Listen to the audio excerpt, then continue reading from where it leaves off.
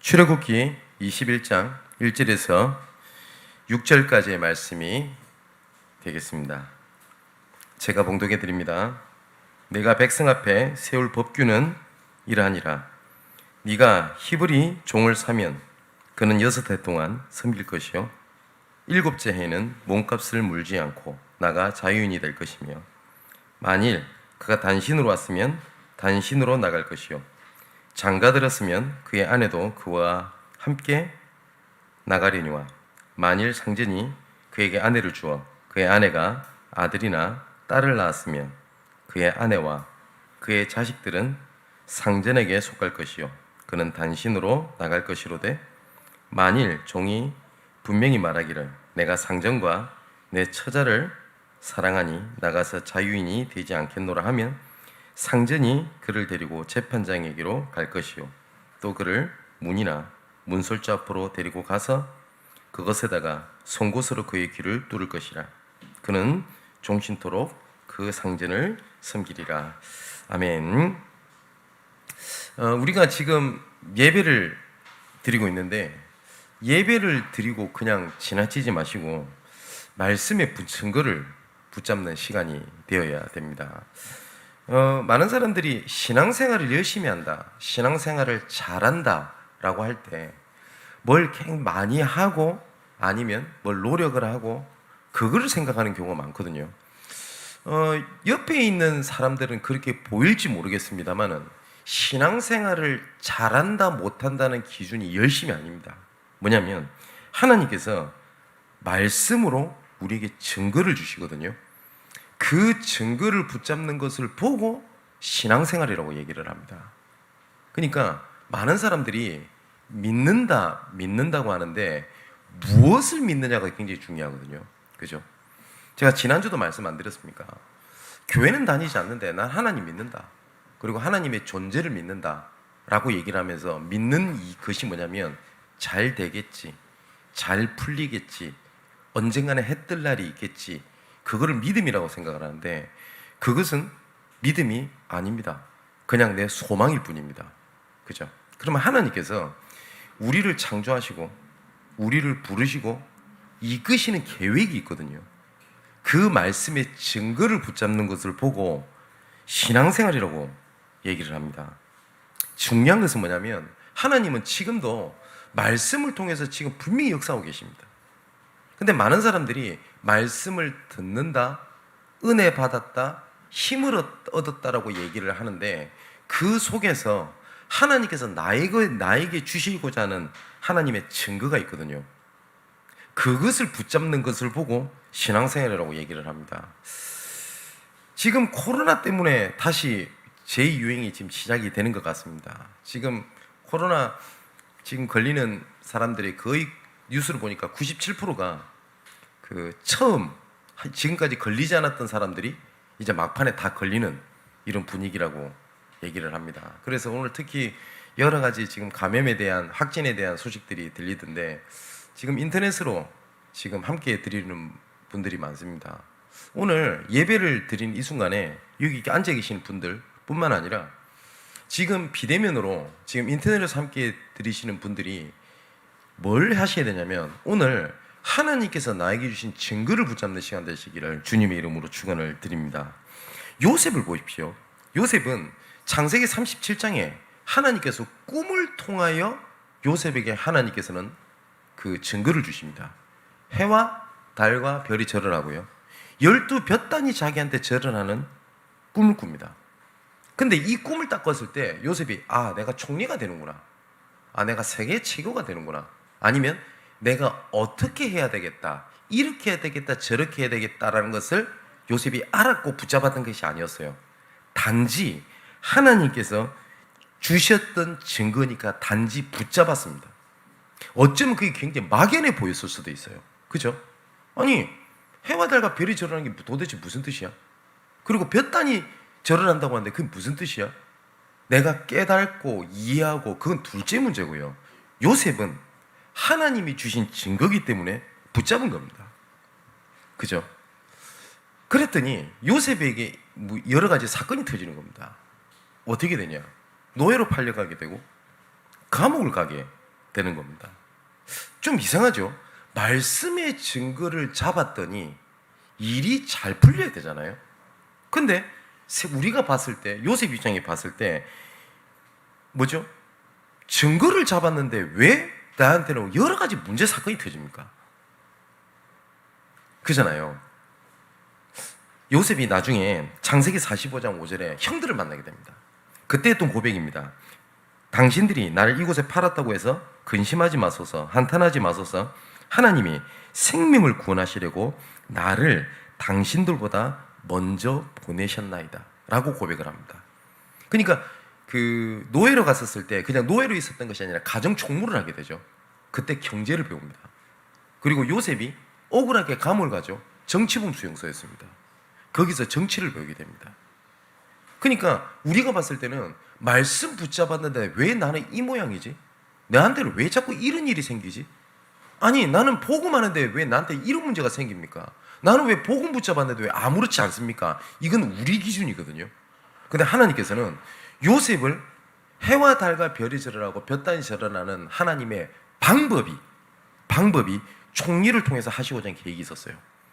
그걸 모든 것을 준비하신 하나님의 여정이었고 하나님의 응답이었거든요. 그죠? 근데 요셉이 증거를 붙잡았기 때문에 하나님께서 나를 앞서서 애굽에 보내기 위한 모든 여정이었다라는 사실을 알게 됩니다. 또한 이 모든 것을 하나님께서 하셨다라고 하는 것을 인정을 한 겁니다. 중요한 것은 노아도 마찬가지입니다. 노아에게 하나님께서 말씀을 주시거든요. 근데 이 노아가 말씀을 주셨을 때 방주를 지어라 라고 증거를 주십니다. 근데 이 기간이 자그마치 120년입니다. 120년 동안 언약을 붙잡았는데 아닌 말로 아무 일도 안 일어나는 거예요. 일이 잘 되는 것이 아니라 성경에 보니까 오히려 노아를 조롱을 합니다. 산 위에다가 그 배를 짓고도 있거든요. 미쳤나 보다. 돌았나 보다. 드디어 망령 걸렸는데 온갖 욕을 다 먹고 더 상황이 안 좋아졌을 거예요. 근데 노아가 언제 하나님께서 약속하신 것이 이룰지는 몰랐어요. 뭐였냐? 단지 붙잡은 겁니다. 말씀에. 근데 성경이 이렇게 돼 있어요. 창세기 6장 8절에 보니까 노아를 뭐라고 말씀하시냐면 하나님께서 네피림 시대를 쭉 말씀하시고 난 다음에 8절에 뭐라고 돼 있냐면 그러나 노아는 여호와께 은혜를 입었더라. 딱 그거 하나였어요. 뭘 잘한 게 아니었어요. 노아는 은혜를 입은 자였어요. 또 하나님께서 지면을 드디어 쓸어버리시기로 작색을 하십니다. 드디어 그 시간표가 된 겁니다. 그래서 14절입니까? 그때 하나님께서 또 말씀하십니다. 쓸어버리겠다라고 말씀하시면서 또 반전을 딱 얘기하십니다. 또 여기서도 그러나 노아는 내가 내 언약을 세우리니 너는 내 아들들과 내 아내와 내 며느리들과 함께 그 방주로 들어가라. 모든 걸 쓸어버리겠다라고 말씀하시면서 하나님께서 뭐냐면 내가 내 언약을 네한테 줄게. 이 말씀을 하세요. 그러면 노아는 뭘 붙잡은 거죠? 말씀의 언약을 붙잡았던 것밖에 없었습니다. 그랬더니 하나님께서는 가문을 살리고 시대를 살리는 응답을 주시게 됩니다. 자, 또 뿐만 아니라 모세도 마찬가지입니다. 지금 우리가 출애굽기를 통해서 정복의 실현에 대한 여정을 보고 있는데요. 하나님께서 모세를 부르셨어요. 근데 이 모세가 하는 말이 있습니다. 뭐냐면 할 수 있는 게 없어요. 모세의 상황은 안 돼요. 현실도 할 수 있는 것이 아무것도 없어요. 상처받았죠. 배경 없죠. 다 무너졌죠. 배신당했어요. 아니 하나님의 말씀인데 하나님의 말씀보다 내 현실, 내 상황이 모세는 더 크게 보였던 겁니다. 그때 하나님께서 네한테 능력을 줄게. 네 힘이 없어? 힘을 줄게. 네 현실을 바꿔줄게. 네 상황을 바꿔줄게 라고 하나님께서 말씀을 안 하시고 계속 말씀하시는 게 뭐냐면 아브라함과 이삭과 야곱에게 준 그 언약 있지. 쉽게 말하면 이게 우리식으로 말하면 너 들었잖아. 그동안 너 그동안 말씀 들었지. 아브라함과 함께 하셨다 하나님, 이삭과 함께 하셨다 하나님, 야곱과 함께 하셨다 하나님. 네 들었지. 그 증거대로 내가 할게. 이 말씀만 모세에게 계속 하십니다. 모세는 못해요. 내가 누구간데 이럴 때마다 그래 네 할 수 있어. 해봐. 능력 줄게. 이 말씀을 안 하시고 계속 말씀하신 게 뭐냐면 내가 언약을 기억해. 네 언약을 내가 기억한다 하고 하나님께서는 말씀에 대한 증거만 계속 주시는 겁니다.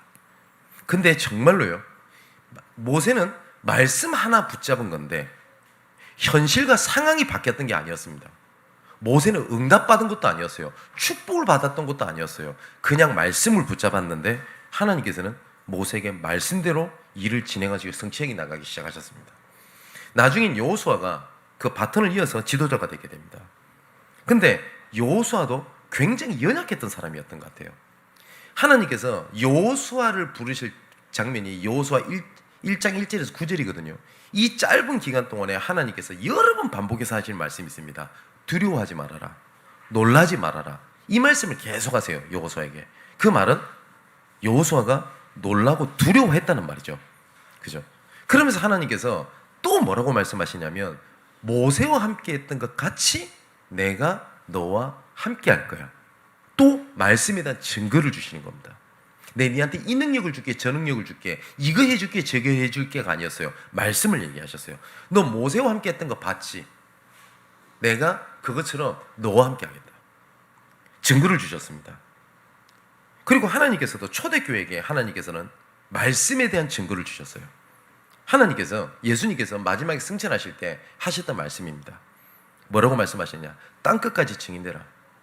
모든 민족 가서 제자를 삼아라 라고 말씀을 하셨어요. 마태복음 28장에는 뭐라고 말씀하시냐면 하늘과 땅의 모든 권세를 너한테 줬어. 하나님이 이렇게 말씀하시고 난 다음에 그래서 가라, 증인 삼아라, 교회 살려라 이런 말이 되잖아요. 그죠? 우리에게 줬으니까.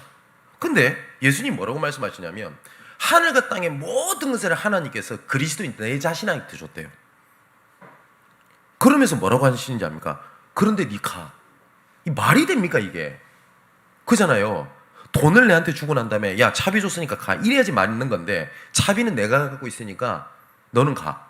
이 말이잖아요. 근데 마지막에 예수님이 또 증거를 주십니다. 볼지어다 세상 끝날까지 내가 너희와 항상 함께 있으리라. 그러면 초대교회는 그거 하나 딱 잡았어요. 뭘 잡았냐면 하나님이 나와 함께 계신다. 근데 현실은 땅끝까지 증인되라고 하는데 뭡니까? 먹고 살 길이 없어요. 그리고 배경, 현실, 상황은 땅끝까지 갈 수 있는 상황이 아예 없다니까요. 단지 말씀에 대한 증거를 잡았어요.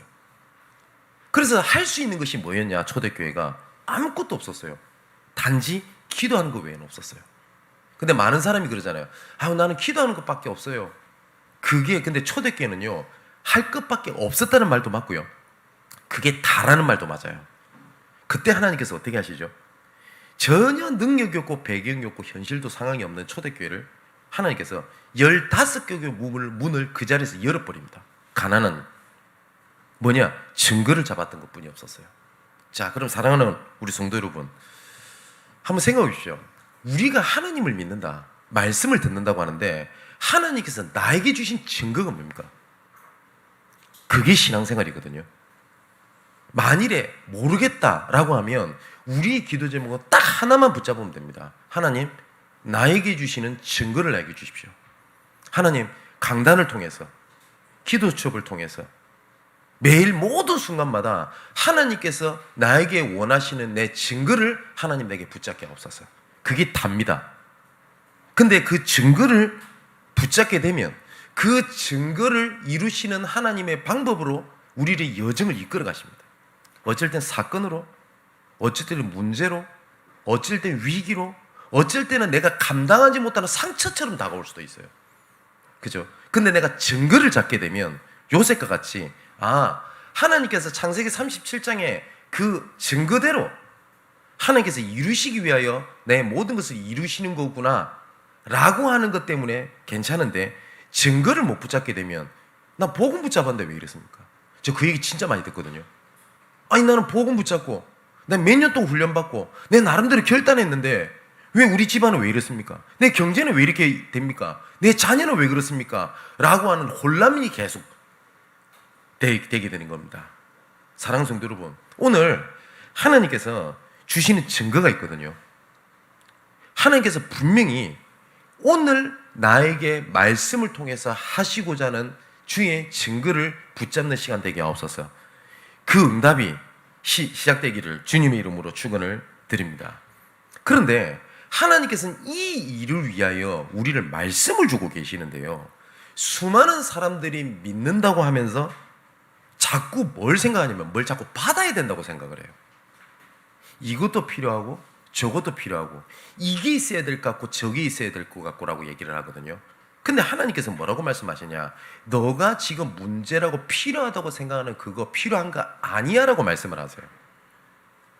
분명히 성경에는 그리스도는 모든 문제 해결자라고 얘기를 하는데 우리는 해결자가 맞으니까 이거 해결해 주세요라고 얘기하거든요. 근데 예수께서 십자가에서 모든 문제 해결하셨다는 것은 해결해 줄 것이라가 아니라 이미 해결한 문제라는 겁니다. 에베소서 1장 3절에 보니까 하늘의 신령한 복으로 너희에게 복을 줄 것이니 라고 안 돼 있고요, 하늘의 신령한 복으로 이미 다 너희에게 복을 주었노니라고 돼 있어요. 하나님께서 여호수아를 부르면서도 뭐라고 말씀하시냐면 네가 밟는 모든 땅을 네게 줄 것이다 라고 말씀 안 하시고요, 네가 밟는 모든 땅을 이미 다 너희에게 주었다라고 말씀을 하세요. 안 들어갔는데 왜요? 말씀이란 증거 안에 가나안 정복에 대한 응답이 이미 다 들어가 있다 이 말이거든요. 그럼 그리스도께서 모든 문제 해결하셨다는 것이 맞다면 내가 안 됩니다, 불가능합니다, 이것은 절대 내가 못합니다, 이게 없으면 안 됩니다 라고 하는 그것을 예수님께서 이렇게 말씀하십니다. 내가 다 해결했어, 그거 문제 아니야 라고 말씀을 하시는 겁니다. 내가 너무 힘들다라고 생각하고 붙잡고 있는 그거 있죠, 그거는 내가 문제로 붙잡고 있는 것이지 하나님께서 나에게 문제로 주신 것이 아니거든요. 내가 그거를 문제로 삼고 문제로 붙잡고 있는 겁니다. 그래서 예수님께서 말씀하신 겁니다. 수고하고 무거운 짐진 자들아 다 내게로 오라. 하나님께서 딱 한마디 하셨어요. 나와 함께 하자, 나한테 있으라, 그럼 내가 너희를 쉬게 해주겠다. 그리고 또 말씀하시는 겁니다. 그 무겁고 안 된다는 그거 있지, 그거 내려놓고 내가 주는 멍에를 매, 내가 주는 미션을 붙잡아. 근데 내가 주는 미션은 쉽고 가볍다 라고 말씀하세요. 근데 내가 예수님께서 모든 문제 끝냈다고 하는 그것을 짐으로 짊어지고 중직자로, 교사로, 전도자로, 렘넌트로 이것까지 짊어지려고 하니 나는 미치는 거예요. 그러면 그때 어떻게 해야 되죠? 끝났다고 하는 그거 내가 문제를 붙잡고 있구나. 그럼 어떻게 돼요? 예수님의 말씀처럼 수고하고 무거운 짐을 맡겨야 되잖아요. 근데 우리는 어떻게 하냐면 수고하고 짐을 맡겨야 될 것을 안 맡기고 내가 쉽고 가볍다, 내 멍에를 매 라고 하는 그 멍에 있죠, 그거를 내려놓으려고 그래요. 그거를 내가 너무 힘들어가지고요, 나 이제 전도자 일 못하겠어요, 이제 전도 얘기하지 마세요. 하나님께서는 전도를 우리에게 주시지 않았거든요. 그렇게 내가 주는 멍에는 쉽고 가벼움이니라 라고 말씀하시는 그 멍에를 내려놓으려고 그러지 내가 문제로 삼고 있는 그거를 내려놓으려고 하지 않는다고요. 오늘 정말 말씀의 증거 붙잡고 정말 이 문제 아니구나, 예수님께서 내 삶의 모든 부분을 인도하고 역사하고 계시는구나 라는 것을 확인하게 되기를 주님의 이름으로 축원을 드립니다. 오늘 본문에 보니까요, 노예 얘기가 나오죠. 이 내용은요, 모세가 시내산에서 십계명을 하나님 앞에 받고요, 아직까지 모세가 지금 시내산에 있는 장면이에요.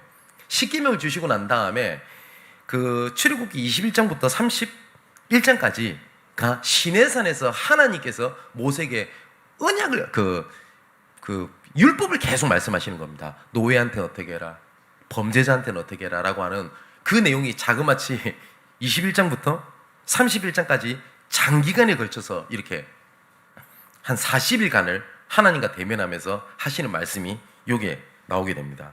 근데 지금 상황으로 보면요, 우리하고 조금 안 맞는 말이죠. 노예. 지금 노예가 있습니까? 그죠? 그래서 말씀을 붙잡는다고 그래가지고 여기 6년 동안 데리고 있어야 된다고 하니까 누구를 6년 동안 노동 착취를 하면서 노예를 붙잡아야 되겠다, 이러면 안 되겠죠.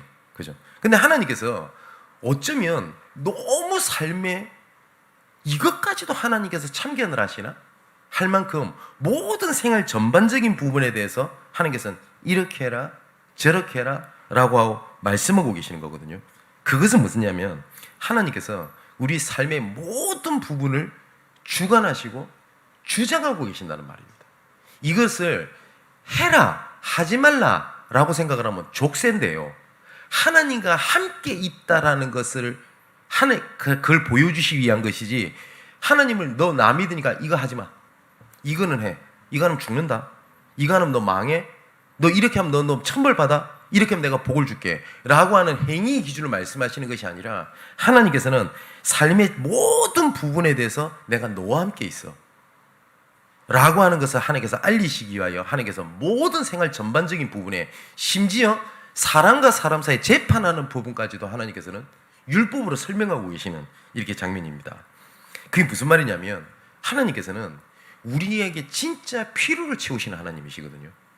우리가 예수 믿고 구원받았다는 하는 것은요, 영적인 축복뿐만 아니라 영적인 축복 안에, 그 안에서 승리하는 모든 복도 그 안에 하나님이 다 주셨습니다. 자, 창세기 1장 27절에 하나님께서 하나님의 형상대로 창조하셨고, 그 하나님 형상대로 창조받은 그 신분에 따라 정복하고 다스려라, 이 땅에 충만해라, 번성해라 라고 하는 하나님께서 모든 복을 하나님이 다 주셨습니다. 또 요한 3서 1장 2절에 보니까, 사랑하는 자여 내 영혼이 잘된 같이 네가 범사에 잘되고 강건하기를 내가 간구하노라 라고 말씀을 하셨어요. 하나님께서 내가 구원받고 내가 영적으로 내가 이제는 뭐 천국 간다, 이제는 내가 자유함을 얻은 사람이다, 그 정도뿐만 아니라 하나님께서 우리에게 주신 구원이라는 거는요, 그 안에 세상이 알지 못하고 누릴 수 있는 모든 것까지도 하나님이 거기에 다 숨겨두셨다는 말입니다. 그래서 빌립보서 4장 19절에 이렇게 되어 있습니다. 나의 하나님이 그리스도 예수 안에서 영광 가운데 그 풍성한 대로 너희 모든 쓸 것을 채우시리라. 여기 보니까 너희의 모든 쓸 것을 채우시겠다라고 말씀을 하셨어요. 그래서 하나님은 우리의 야망을 채우시는 하나님이 아니라 우리의 필요를 채우시는 하나님이거든요. 이걸 다른 말로 말하면 하나님은 우리가 무엇이 필요한 것인지 알고 계시는 하나님이라는 겁니다. 뭐가 필요한지. 저는 개인적으로 오늘 그 빌립보서 4장 19절에서 그 이 말씀에서 굉장히 많은 답을 찾게 됐었습니다. 저는 복음을 아는데 항상 부족하다는 것을 솔직히 느꼈지만 말을 못하고요, 그거에 대한 갈급함 속에서 굉장히 오랫동안 살아왔습니다. 이것도 필요하고 저것도 필요하고 이것도 해결돼야 될 것 같고, 집안 문제인데요, 그죠? 아닌 말로 남이면 안 보면 되잖아요. 집안 문제인데요, 안 볼 수가 없잖아요. 근데 문제가 있는 거예요. 근데 이것도 해결이 돼야 될 것 같고 저것도 해결이 돼야 될 것 같고. 그런데 말씀에서는 하나님께서는 그리스도께서 모든 문제 끝냈대요. 문제 아니래요. 아니 나는 문제인데. 말은 못하지만 그 갈등이 굉장히 많았습니다. 그러다가 제가 하나님 앞에 진실해 봤어요. 하나님 앞에. 제가 경제가 없으니까, 돈이 없으니까 학교를 다닐 때 책 살 돈이 없어요. 그리스도는 모든 문제 해결자라며. 근데 난 책 살 돈이 없는데요. 그죠? 저는 상처가 많아요. 그러니까 다른 사람은 문제가 안 될 것은 저는 문제가 삼아지는 겁니다. 왜냐, 그게 상처니까. 근데 이게 치유가 돼야 될 건데, 복음 붙잡고 기도도 하고 현장에서 복음 전하고, 근데 저는 해결이 안 돼요. 근데 그걸 딱 하나님 앞에 이 질문 해봤어요. 어떤 질문 해봤냐면, 이것이 왜 나한테 필요하지? 진짜 하나님 앞에 그 질문 해봤어요. 내가 왜 이게 필요하지? 그랬더니 그 모든 밑바닥에는 뭐가 있는지 아세요? 나예요, 나. 내가 힘들거든. 복음을 위해서가 아니에요. 나예요, 나. 그잖아요. 내가 힘든 거지. 예를 들어서 내가 힘들고 내가 어렵고 내가 그러고 있는 거예요. 치유받아야 되죠. 당연하지, 치유받아야 되죠. 근데 그 치유받아야 될 이유가 내가 힘들고 내가 어렵고 내가 갈등되고 모든 게 초점이 어디에 맞춰져 있냐면요, 나예요, 나. 근데 창세기 3장에 이 사단이 우리를 무너뜨린 근본 문제가 뭐죠? 너예요, 너. 하나님 필요 없어. 하나님 중심. 네가 중요하지. 네부터 살아야 될 거 아니야. 이거예요. 그래서 저도 그 생각 참 많이 했어요. 나부터 살아야 돼. 나부터 은혜 받아야 돼. 나부터 축복받아야 돼. 나부터 증거 있어야 돼. 내가 증거 있어야 다른 사람 살릴 거 아니야. 근데 정말 하나님 앞에 진실되게 하나님 앞에 저를 드러났을 때 그게 아니었어요. 다 나예요. 나. 그래서 그거를 조금 방향을 바꾼 겁니다. 뭘 바꿨냐면 제가 가정문제 때문에 힘들었잖아요. 그죠?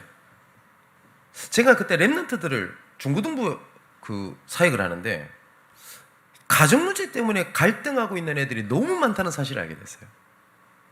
많은 애들이 성적 아니면 그 뭐죠 이성 문제 이것이 고민이 1순위가 아니대요. 저는 그런 줄 알았어요. 근데 애들 깊은 내면을 보니까 전부 다 뭐냐면 부모의 갈등, 그게 상처, 이것이 이루 말하지 못할 만큼 덮여 있어요. 좀 착하면 묻어두고 버티고 있는 거지 이게 어느 날 드러나면 문제가 오게 된단 말이에요. 그때 그전에는 내가 힘드니까 우리 아버지 때문에 내가 힘드니까 이게 하나님께서 어떠한 증거를 주시게 되냐면 하나님 저 렘넌트 살려야 되겠으니까 하나님 나에게 말씀을 주십시오. 그리고 나에게 증거를 주십시오. 주신 증거로 내가 저 애들 앞에 내가 증인으로 서게 하옵소서. 거짓말장이가 아니라 하나님께서 증거를 주세요, 축복을 주세요, 치유해 주세요 라고 하는 깊은 내면의 기준이 나였다가 뭘로 바뀌게 됐냐면 내가 복음을 위해서, 내가 하나님을 위해서, 저 사람을 살리기 위해서 그거였었어요. 근데 정말 그때부터 하나님께서 제게 은혜를 주시기 시작하셨어요. 응답을 주시기 시작하셨어요. 또 저는 이런 생각을 많이 했습니다. 돈이 있어야지 선교하지. 심지어 저는 어느 정도까지 돈이 없어서 가난해 봤냐면요. 그때 당시에 뭐 그 버스비가 500원 했다고 기억을 하니까요. 신학생 때. 왕복이면 1,000원이면 되잖아요. 그 1,000원이 없어가지고 어디 현장 못 가는 겁니다. 그래서 저는 스스로를 합리화를 시켰어요. 뭐 했었냐면 전도할 돈이 없어. 선교할 돈이 없어. 내가 하나님 앞에 예물 드릴 돈이 없어. 그거였었어요. 그런데 내가 하나님 앞에 진실되게 생각해 봤어요. 없으면 안 한다는 기준이 다 나더라고요. 그때부터 제가 하나님 앞에 결단하고 중심을 들여서 잡았던 게 그겁니다. 하나님, 제가 전도 속에 있을 테니 전도의 필요를 하나님 채우십시오. 주면 하겠다가 아니라 하나님, 제가 선교 속에 있을 테니 선교의 필요를 하나님 채우십시오. 하나님, 현장에 필요한 일 속에 있을 테니 필요를 하나님이 채우십시오. 필요를 채워주시니 제가 하는 게 아니라 그 속에 있으면 하나님이 채우실 줄 믿습니다. 맞죠? 근데 증거를 잡았던 것 뿐이 없잖아요.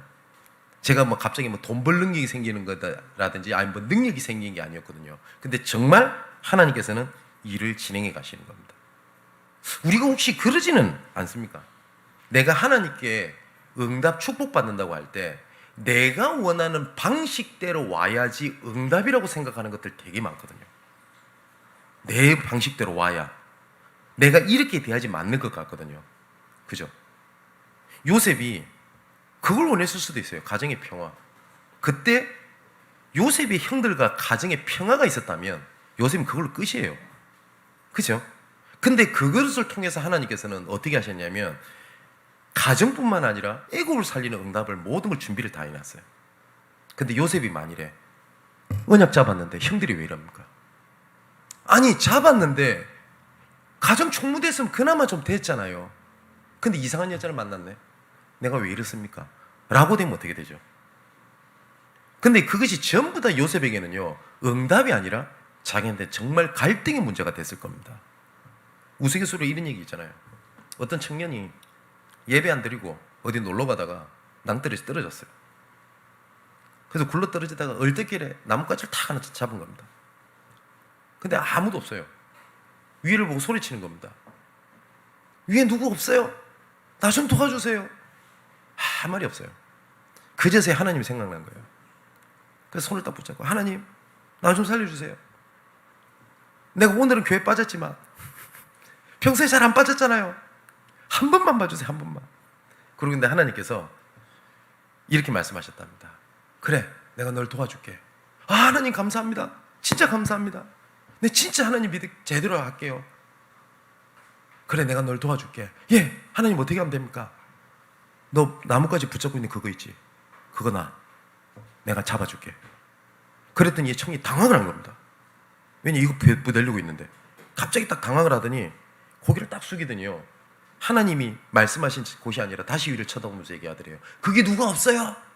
다시 부르짖더래요. 그게 어쩜 우리 모습이잖아요.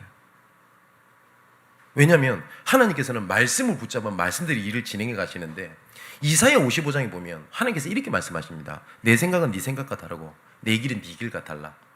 예레미야 33장 3절에도 너는 내게 부르짖으라. 그러면 내가 네게 응답하겠는데 네가 알고 원하고 계획했던 것을 이루겠다라고 안 되시고요. 너가 알지 못하는 크고 비밀한 일을 내게 보이리라 라고 말씀을 하셨어요. 오늘 말씀을 붙잡는 이 순간에 우리가 알지 못한 크고 비밀한 일을 하나님께서는 이루어 가시고 성취하시게 될 겁니다. 왜냐? 모든 일에 하나님께서는 함께 하시기 때문에 그렇습니다. 그래서 하나님의 시작은 언제냐면 우리가 조금만입니다. 나라고 하는 기준에서 하나님이라고 하는 하나님의 중심, 말씀 중심, 복음 중심이라고 하는 것에 방향을 맞추게 되면요. 그때부터 하나님께서는 말씀을 주시게 돼요. 어쩌면 우리가 이럴 때가 있죠. 나는 끝입니다. 나는 이제 아무것도 할 게 없어요. 나 이제 포기입니다. 라고 할 때 하나님께서는 그때부터 뭐라고 말씀하시냐면 그래? 너 진짜 아무것도 할 게 없지? 야 이제부터 시작이야. 그럼 내 말씀 잡아. 하나님 그 말씀하고 계시는 거예요. 근데 사단은 그때 그걸 딱 기회를 잡습니다. 뭐 어떻게 기회를 잡는지 아세요? 안 되지. 봐. 믿어도 별 수 없잖아. 근데 하나님이 이렇게 말씀하고 계신다고요. 너 아무것도 못하지? 그래 이제부터 시작이야. 엘리야가 나는 이제 아무것도 할 게 없어요. 죽는 게 나아요. 나는 진짜 도저히 할 수 있는 게 없어요. 라고 할 때 하나님께서는 그때 말씀하십니다. 아니 이제 시작이야. 바알에게 무릎 꿇지 않는 7천 제자가 예비되어 있어. 그 말씀을 하세요. 나는 안 됩니다 안 됩니다 안 됩니다 할 때가 하나님께서 뭐라고 말씀하시냐면 이제 시작이야. 네 힘을 해봤지? 안 되지? 이제는 나 보면 되겠네? 야 이제 시작이야 라고 말씀을 하시는 거예요. 근데 사단은요 여기서 또 뭘 건드리냐면 포기하게 만들거나 아니면 다른 용기를 붙잡게 만들어요. 그래 해보자. 열심히 해보자. 다시 시작해보자. 이제 다시 한번 노력해보는 거야. 그 사단의 속삭임입니다. 진짜 안 된다고 생각할 때 하나님께서는 그래 나를 봐 라고 말씀을 하세요. 여러분 하면 된다. 믿는 자에게 능치 못할 일이 없다. 믿는 사람 뭐든지 하면 된다. 이 말이 한때 우리 대한민국뿐만 아니라 전 세계를 강타했던 믿음인 것처럼 포장되어 있던 적극적 사고입니다. 이게 대표적인 사람이 로버트 슐러라는 목사입니다. 불신자들도 압니다. 이 사람이를. 저쪽에 그 캘리포니아 오렌지 카운티라고 하는 서부 지역에 가게 되면요 수정교회라고 해서 유리로 지은 어마어마하게 화려한 교회가 있습니다. 그 담임 목사가 로버트 슐러 목사입니다. 그 사람이 했던 말입니다. 그 사람이 했던 주장이 뭐냐면 성공신학입니다. 뭐냐면 불가능은 없다. 하면 된다. 하나님께서 함께 하시니까 뭐든지 하면 된다. 노력해라. 최선을 다해라. 좌절은 없다.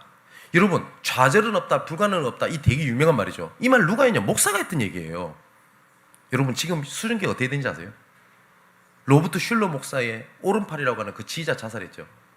수정교회 없어졌습니다. 지금 그 어마어마한 교회가 지금은 교회가 이 땅에 없어요. 어떻게 됐냐? 교회가 부도가 나서 천주교한테 팔려서 그 교회의 주인이었던 교회가 천주교한테 임대료를 내서 3년 동안 유예를 해달라고 빌어서 3년 지나서 교회가 흔적도 없이 사라졌어요. 이 사람들이 말했던 건 뭐냐? 하면 된다. 최선을 다하면 된다 했어요. 근데 성경에서는 그 말을 하고 있지 않아요. 나를 보라고 말씀을 하세요. 내가 주는 말씀에 귀를 기울이라고 말씀을 하시는 거예요. 자, 하나님께서 약속하시는 기억을 보십시오. 모세를 불러가지고 출애굽기 2장 24절에도 아브라함과 이삭과 야곱에게 세운 그의 언약을 기억하사. 하나님께서는 언약을 기억해서 너를 불렀다라고 말씀하시고요. 출애굽 6장 5절에도 뭐라고 말씀하시냐면 이제 애굽 사람이 종으로 삼은 이스라엘 자손 신음소리를 내가 듣고 그거를 듣고 내가 너를 긍휼히 여겼다 이러면요 우리가 열심히 기도하면 돼요. 맞죠? 그 소리를 듣고 나의 언약을 내가 기억한다. 이 말씀을 하시는 겁니다. 또 출애굽기 32장에 나중에 보겠습니다만은 모세가 시내산에서 내려오는 게 그 예정보다 늦어져요. 그랬더니 이스라엘 백성들이 불안한 겁니다. 지도자가 없으니까. 그래서 이 사람들이 어떤 만행을 저지르냐면요 정말 악하죠. 하나님께서 이스라엘 백성들을 출애굽 나올 때 그나마 하나님께서 축복하셨던 게 있어요. 애굽에서 너희 나올 때 빈손으로 나오지 않도록 할 거야. 장신구들 금부치 같은 거 있죠. 이것들을 갖고 나오게 하나님 허락을 하세요. 근데 얘들이 이거를 모아요. 그리고 금송아지를 만들어요. 그리고서 뭘 하는지 압니까? 봐라, 이게 이 금송아지가 너희를 애굽 땅에서 불러낸 우리 여호와다. 그 우상 숭배를 하는 겁니다. 하나님께서 그때 뚜껑이 열리세요. 애들 말 뚜껑이 열려요. 그래서 어떻게 하냐면 다 죽여버리겠다고 나온 겁니다. 그냥 모세는 얼떨결에 하나님께서 갑자기 말씀을 주시다가 이제 야 너는 시내산에서 내려가. 이스라엘 백성들이 어떤 나타가 올린데 네 눈으로 봐. 우상 숭배하고 있다. 모세도 당황을 한 겁니다. 근데 하나님께서 얼마나 노하셨던지 지민에서 쓸어버리시겠다고 작정을 하신 겁니다. 그때 모세가요 용서해 주세요. 내 얼굴을 봐서라도 봐주세요 라고 얘기를 안 합니다. 그 출애굽기 32장 11절 14절에 보니까 모세의 기도가 이렇게 나옵니다. 모세가 그의 하나님 여호와께 구하여 이르되 여호와여 어찌하여 그 큰 권능과 강한 손으로 애굽 땅에서 인도해 내신 주의 백성에게 진노하시나이까. 뭘 말씀하신지 아세요? 하나님이 불렀잖아요. 모세가 하는 기도를 보셔. 전부 다 언약을 가지고 하나님, 쉽게 말하면 언약을 가지고 하나님 이렇게 말씀하셨잖아요. 이 언약을 기억하세요라는 기도를 계속합니다. 어찌하여 애굽 사람들이 이르기를 여호와가 자기 백성을 산에서 죽이고 지면에서 진멸하시려는 악한 의도로 인도해 내었다고 말하게 하시려 하나이까. 주의 맹렬한 노를 그치시고 뜻을 돌이키사 주의 백성에게 이 화를 내리지 마옵소서. 또 이렇게 기도합니다. 주의 종 아브라함과 이삭과 이스라엘을 기억하소서. 모세가 했던 건 뭐예요? 하나님 그 언약 아시죠? 그거 기억하십시오. 그랬더니 14절에 뭐라고 되냐면 여호와께서 뜻을 돌이키사 말씀하신 화를 그 백성에게 내리시지 아니하시는지라. 모세가 기도했던 것은 뭐냐면 언약을 기억했던 거예요. 여러분 혹시 내가 가정 문제 때문에 내가 무너질 것 같습니까? 그러면 하나님 앞에 이렇게 기도하십시오. 하나님 나를 부르실 때 우리 가정을 향한 언약을 하나님께서 나에게 주시지 않습니까? 그 언약을 기억하옵소서. 그 언약 때문에 나를 무너지지 않게 하옵소서. 하나님 나를 전도자로 부르시지 않았습니까? 눈앞에 보이는 경제 때문에 주의 자녀가 전도자가 무너진다라고 하는 소리를 들어야 되겠습니까? 하나님 나에게 주신 언약을 기억하사 이것 때문에 나를 무너지지 않게 하옵소서. 하나님 나에게 언약을 기억하사 내 자녀를 붙잡아 주옵소서. 하나님 나에게 주신 언약을 기억하사 교회를 살려 주옵소서. 하나님 나에게 주신 언약을 기억하사 나의 업을 향한 하나님의 계획이 성취되게 하옵소서. 하나님 나에게 주신 언약을 기억하사 내 학업의 증거를 주옵소서. 하나님 나에게 주신 언약을 기억하사 내 미래를 책임져 주옵소서. 언약을 기억하시는 하나님이라고 되어 있어요. 말씀을 통해서. 자, 하나님께서 또 이렇게 말씀하세요. 레위기 26장 42절에 내가 야곱과 맺은 내 언약과 이삭과 맺은 내 언약을 기억하여. 여기서도 하나님께서 언약을 계속 기억한다고 말씀하세요. 레위기 26장 45절에도 내가 그들의 하나님이 되기 위하여 민족들이 보는 앞에서 애굽 땅으로부터 그들을 인도해 낸 그들의 조상과의 언약을 그들을 위하여 기억하노라. 나 여호와의 말이니라. 자, 신명기로 넘어갑니다. 이 신명기의 주제를요 딱 한 단어로 말하면 뭐냐면 이 신명기는 모세가 죽기 전에 마지막으로 하나님이 주신 언약을 후대들에게 설명하는 장면입니다. 왜냐하면 광야에서 태어난 후대들은 홍해바다 사건을 몰라요. 십계명을 몰라요. 그래서 계속 모세가 반복해서 하는 다른 건 뭔지 아세요? 기억해라요. 기억해라. 후대들에게 하는 얘기예요. 기억해라. 몇 가지만 한번 읽어볼까요? 신명기 5장 15절에 너는 기억해라. 내가 애굽 땅에서 종이 되었더니 내 하나님 여호와가 강한 손과 편팔로 거기서 너를 인도하여 내었다. 그걸 기억해라. 7장 18절 19절에도 내 하나님 여호와께서 바로와 온 애굽에 행하신 것을 잘 기억하되 내 하나님 여호와께서 너를 인도하여 내실 때에 내가 본 큰 시험과 이적과 기사와 강한 손과 편팔을 기억해라. 8장 2절에도 내 하나님 여호와께서 이 40년 동안 내가 광야길을 걷게 하신 것을 기억해라. 또 24장 18절에도 너는 애굽에서 종되었던 일과 내 하나님 여호와께서 너를 거기서 속량하신 것을 기억하라. 이러므로 내가 내게 이 일을 행하라 명령하노라. 하나님께서는 계속 말씀하시는 게 있어요. 기억해라. 하나님께서는 말씀하신 게 있습니다. 내가 그 언약을 기억한다. 자, 그렇다면 하나님께서 우리에게 강단을 통해서 계속 말씀을 주실 때 이 질문을 하나님 앞에서 찾아내는 겁니다. 하나님, 이 현실과 이 상황 속에서 나에게 주시는 말씀이 증거가 뭡니까? 내 인생 전체를 두고 이렇게까지 이끌어오셔서 나를 통해서 하시고자 하는 그 증거가 뭡니까? 그 기도 제목 하나에 그 안에 모든 것 다 있습니다. 오늘 그 답을 찾게 되길 바라고요. 놓쳤던 그 언약을 다시 기억하는 시간 되시기를 주님의 이름으로 축원을 드립니다. 자, 이처럼 하나님께서는 말씀을 주고 계시거든요. 그런데 언제부터인지 우리가 말씀에 대한 증거보다 응답, 축복, 회복, 잘 되는 것, 이것 중심으로 모든 거의 대부분 교회와 믿는 사람들이 여기에 다 빠져 있습니다. 그래서 하나님께서 우리에게 주신 미션이 있습니다. 어떤 미션을 주셨냐? 영적으로 도전을 하는 겁니다. 어떤 도전을 하는 거냐? 복음이면 된다. 복음이면 완전하다.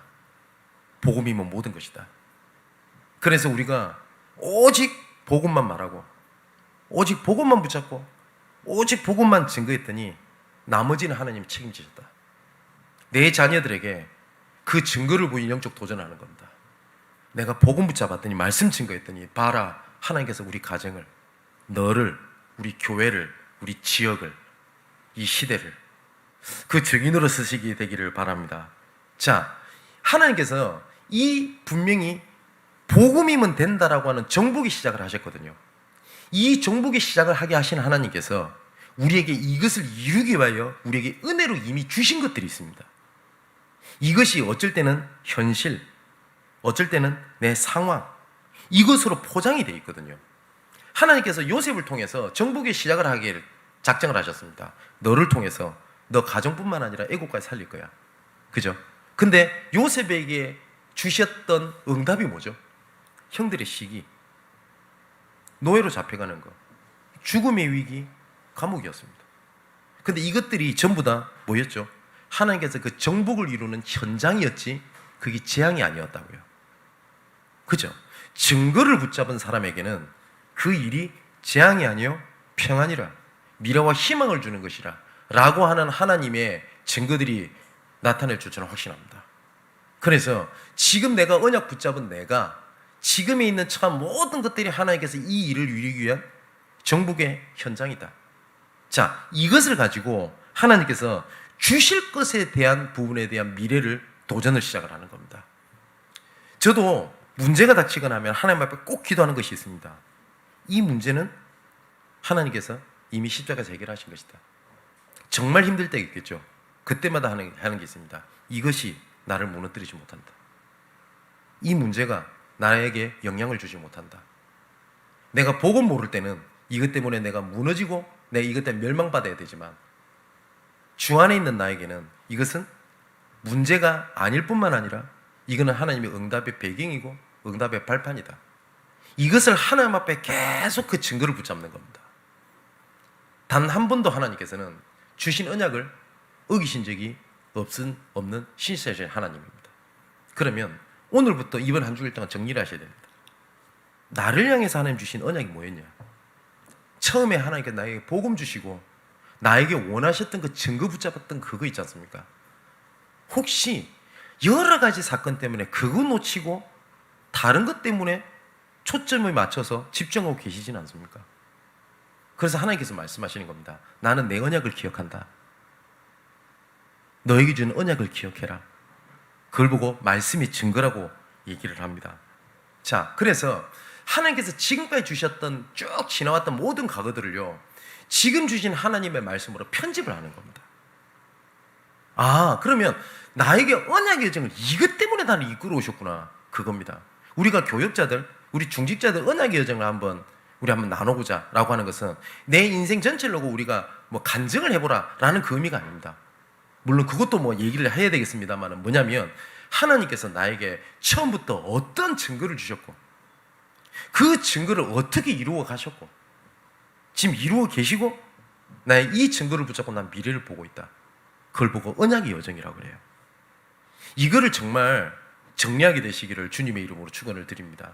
그러면 그때부터 어떤 부분에 세밀하게 설계할 것들이 나올걸요. 아, 이때는 내가 기다려야 되는구나.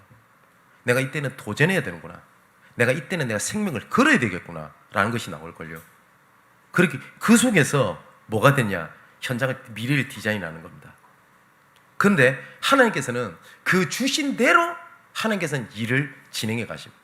내 소원을 이루시는 것이 아니라 말씀 속에서 나온 하나님의 그 계획대로 하나님께서는 일을 진행해 가고 계신다는 사실을 알게 될 겁니다. 자, 그래서 우리가 쏙지 말아야 될 것이 뭐냐면, 하나님께서 제자들을 부를 때 어부들을 처음에 부릅니다. 맞죠? 베드로, 안드레 다 어부들이거든요. 근데 예수님께서 재미있는 표현을 하세요. 내가 너희를 사람 낚는 어부가 되게 하겠다 라고 말씀하세요. 어부에게 어부 얘기를 하세요. 하나님께서. 그게 무슨 말이냐면, 네가 지금까지 고기 낚았던 그거 있지, 그게 하나님의 일이랑 무관하지 않다, 그 말씀을 하시는 거예요. 저 나무꾼에게 나무꾼이었다면 예수님께서 사람 낚는 어부가 되게 하리라 라고 말씀을 안 하실 겁니다. 분명히 나무에 관련된 얘기를 하셨을 거예요. 근데 우리는 자꾸 내 삶과 내 것과 하나님께서 분리시켜서 생각을 해요. 이거는 하나님의 일, 이건 내 일. 그렇기 때문에 이 일은 내가 어떻게 하나님께 인도받는데 이 부분은 내가 해야 될 것 같아요. 그걸 이분법이라고 얘기하거든요. 근데 여러분, 조금 신학적인 내용이긴 한데 간단하게 말을 하면, 성경에서 나오는 이단 중에 하나가 영지주의라는 이단이 있어요. 그 영지주의 이단 특징이 뭔가? 구분시키는 거예요. 영과 욕을. 교회 일과 내 삶이랑 구분되어 있는 게 아니에요. 그 안에서 나오는 하나님 응답입니다. 이제 결론을 맺을게요. 하나님께서 우리에게 성취될 언약을 지금 몇 년 동안 계속 말씀을 통해 주고 계십니다. 너희를 통해서 선한 일을 시작하시니까 마지막 날까지 이루실 줄 아시나노. 너를 통해서 가정 살리게 시작하셨던 그 정복의 시작을 내가 반드시 이룰게. 내가 너를 통해서 경제에 대해서 통하여 내 영광 돌리는 그 있지, 그거 반드시 이룰게. 정복의 시작을 하셨어요. 이 언약을 붙잡게 되면 우리 주변에 있는 모든 것들이 정복의 현장이지 정복 당한 현장이 아닙니다. 이제 이 일을 위하여 올해는 실현하시겠다고 약속을 하시고 말씀을 주고 계십니다. 이제는 이것을 시스템화시키는 겁니다. 그래서 이걸 후대들에게 전달하는 겁니다. 오늘 말씀 붙잡는 귀한 날이 되시기를 주님의 이름으로 축원을 드립니다. 그래서 이번 한 주 동안 생각해 보십시오. 하나님께서 나에게 주신 증거가 뭔지, 혹시 그거 놓쳤다면 그거 붙잡는 귀한 한 주간이 되기를 바랍니다. 기도하겠습니다. 주는 그리스도시요 살아계신 하나님의 아들이신 것을 믿습니다. 주는 나의 아버지가 되시고 주는 나의 모든 것이 되시며 삶의 모든 것을 주장하시는 전능하신 여호와 하나님이신 것을 고백합니다. 지금도 말씀으로 정확하게 인도하시는 줄 확신합니다. 말씀을 혼미하게 하고 말씀이 그런가 자리 속에 가지 못하도록 속이는 잘못된 각인 뿌리 체질이 무너지는 시간 되게 하옵소서. 오늘 주신 말씀으로 나를 향한 절대 계획을 발견하여 언약으로 붙잡게 하시고 그 언약을 기억하사 우리를 통하여 정복의 실현을 성취하여 주옵소서. 복음의 가치가 무너지고 교회가 무너지는 시대에 오직 복음만 말하고 오직 복음만 붙잡고 오직 복음만 증거하는 영적 도전을 향한 정복의 시작을 하신 하나님께서 마지막 날까지 이루실 줄을 확신합니다. 이 시간 보좌의 능력으로 우리를 하나님 앞에 진실하게 하시고 하나님과 동행하는 한 주간이 되어 언약의 여정이 정리되는 축복 속으로 들어가게 하여 주옵소서. 주는 토기장이시며 우리는 진흙이 오니 이 시간 우리를 빚으시고 주의 뜻대로 사용하시며 홀로 아버지 하나님께서만 영광을 받아 주옵소서. 이 모든 말씀을 삶의 모든 것을 주장하시고 다스리시는 그리스도가 되신 예수님의 이름으로 기도합니다. 아멘.